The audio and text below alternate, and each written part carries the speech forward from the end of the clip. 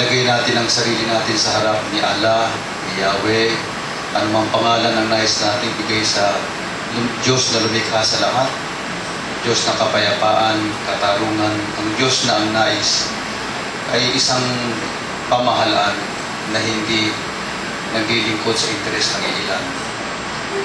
Nagpapasalamat kami, mahal naming Panginoon, Allah, Yahweh, lumikha sa aming lahat. Nagpapasalamat kami dahil sa kabila ng mga trahedya ng karahasan, ay kami narito upang magtanong pa rin.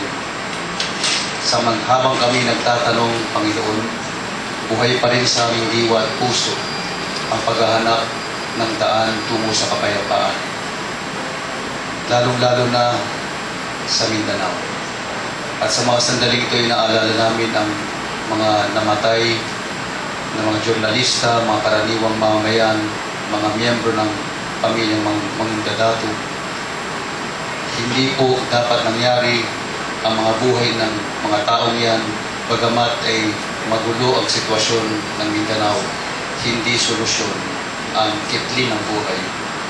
Naway kami ay maging bahagi ng solusyon at hindi ng pagpapatuloy ng problema. Tama lang na hindi kami naghahanap ng kagyat na solusyon ngayon. Hindi kami nagsasabi ng kung anong dapat gawin. Tama lang, Panginoon, na kami tumahimik, pakinggan ang lahat na nagsalita, at unawain ang kanilang sinasabi.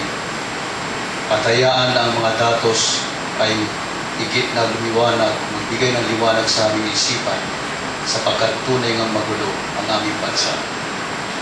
Sa katahimikan ito at sa mga darating pang araw habang pinabantayan namin ang mangyayari sa aming bansa, hayaan niyo po na kayo ang mamayani sa aming pagkatao upang ang solusyon ay hindi lamang magmumula sa aming makitid na pananaw, sa aming iisang pananaw, kundi ang pananaw na pinagsanib-sanib mula sa lahat ng mga Pilipino na minamahal ang iisang bayan nila.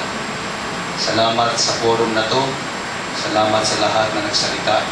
Salamat sa lahat na nakinig. Dito po magsisimula ang anumang maliit ngunit mahalagang hakbang tungo sa kapayapaan, hindi lang sa Mindanao, kundi sa buong bansang Pilipinas. Salam. Amen.